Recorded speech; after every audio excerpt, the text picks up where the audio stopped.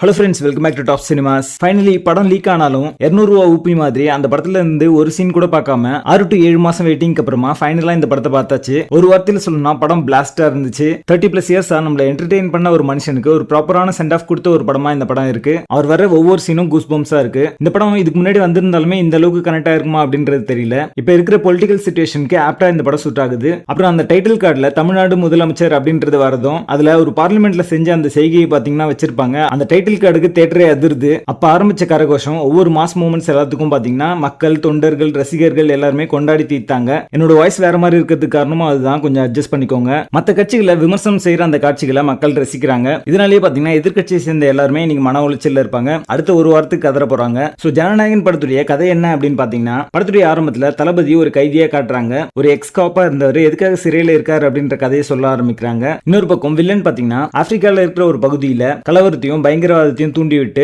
அந்த பகுதியே கண்ட்ரோல்ல எடுக்கிறாரு. இவருடைய நெக்ஸ்ட் டார்கெட்டே இந்தியா தான். வில்லனுடைய இந்த மிஷன்ல தளபதியுடைய வளர்ப்பு மகளான மமிதா பைஜு சிக்கிறாங்க. அவங்களை காப்பாத்துறதுக்காகவும் அவங்களுக்கும் மக்களுக்கும் டர்ட்டி பாலிட்டிஷியன்ஸ் மேல இருக்கிற அந்த பயத்தை போக்குறதுக்காக தளபதி களமிறங்கி செஞ்ச ஆக்ஷன் அதுகளும் என்ன அப்படின்றது அந்த படத்துடைய கதையே. தளபதியுடைய star and political power, screen presence, swag எல்லாமே பாத்தீங்கன்னா இந்த படத்துக்கான பெரிய பலமா அமைஞ்சிருக்கு. இதுக்கு முன்னாடி பாத்தீங்கன்னா இவர் எதிர்க்கிறவங்களை பத்தி தான் டைலாக்ஸ் எல்லாம் வச்சிருப்பாங்க. பட் இந்த படத்துல பாத்தீங்கன்னா எதிர்கட்சிகளை பத்தின டைலாக்ஸ் நிறையவே வச்சிருப்பாங்க. அந்த சீக்வன்ஸ் எல்லாமே பிளாஸ்டா இருந்துச்சு பாக்கிறதுக்கு. இந்த படத்துல வர ஆக்ஷன் சீக்வன்சஸ், மாஸ் எலிமெண்ட் எதுவுமே மிஸ் ஆகல. அந்த சீக்வன்ஸ்ல வர அனிருத்துடைய அந்த பிஜிஎம் எல்லாமே பாத்தீங்கன்னா அந்த சீனை எலிவேட் பண்ணி காமிச்சிருக்கு அப்படின்னு சொல்லலாம். ஒரு கதையா இந்த படத்துல பாத்தீங்கன்னா உமன் எம்பவர்மெண்ட் அப்படின்ற ஒரு மெசேஜை ரொம்ப நல்லாவே வெவ்வேறு சினாரியோ மூலமா சொல்லியிருப்பாங்க. குறிப்பா போலீஸ் ஸ்டேஷன் சீன், குழந்தைகளுக்கு ஆனுவல் டேல பேட் டச் பத்தி தளபதி கிளாஸ் எடுக்கிறது தரம், பெண்களை மட்டமா நினைக்கிறவங்களுக்கு சவுக்கடி கொடுக்குற மாதிரியான டைலாக்ஸ் தளபதி பேசும்போது விசில் பறக்குது. யாரை வச்சு இந்த சென்சிட்டிவான கண்டென்ட் பிரசன்ட் பண்ணா மக்களுக்கு ரீச் ஆகும் அப்படின்றது ஹெச் வினோத்துக்கு தெரிஞ்சிருக்கு. டிவிக்கேல இப்ப சிட்டிங் எம்எல்ஏஸா இருக்கிறவங்களுடைய கேமியோவும், நெல்சன், லோகேஷ், அட்லி மாதிரியான டைரக்டர்ஸ் உடைய கிளைமேக்ஸ் கேமியோ எல்லாமே பார்க்கிறதுக்கு நல்லா இருந்துச்சு.